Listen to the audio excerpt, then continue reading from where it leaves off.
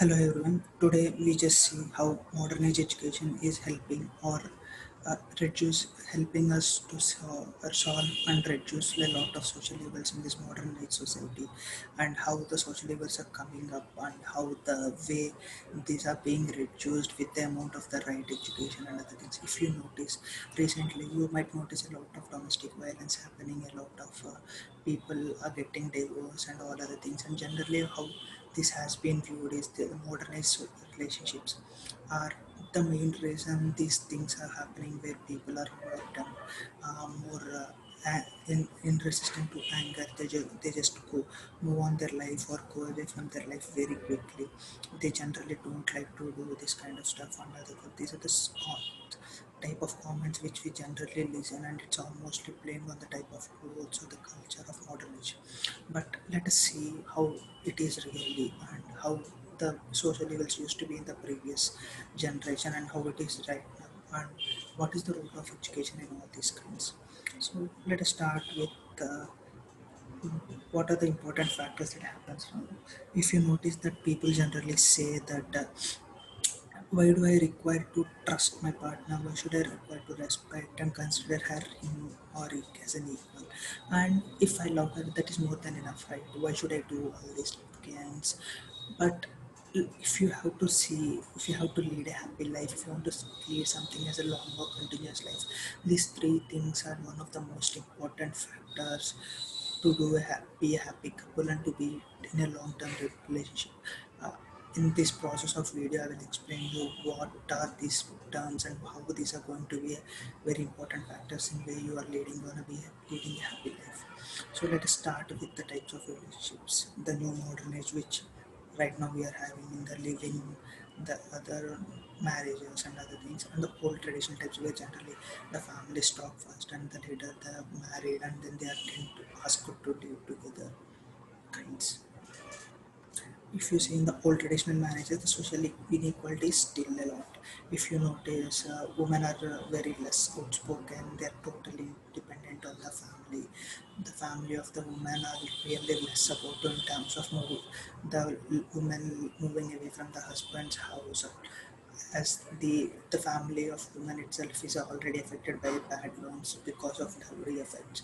And if you notice, there used to be a lot of social illicit like illicit effect, and they used to do it openly.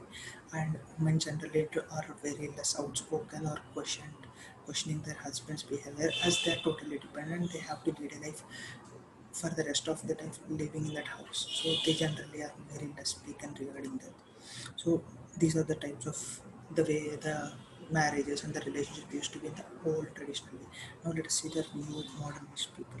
If you notice, people generally explore the possible synergies, how one each other tend to live together even before the relationship, which is called as living. And most of the women are financially independent. This makes them to take a choice whenever they want to go away from the relationship. Even they can live their lives without men. They can be financially independent due to the less number of the dowry. The woman family, lady family generally supports the way they take it, but it's not still predominant, and divorcee or divorced persons are generally tend or projected in a way that they have people who has a damaged life, who had been a broken life. So, but still has been a predominant view, but slowly the things are changing. But if you see it, why are these divorce rates increasing in the modern age? It is because of a lot of reasons. The compatibility of the two persons who wanted to marry together, that is one thing which we can't analytically mention.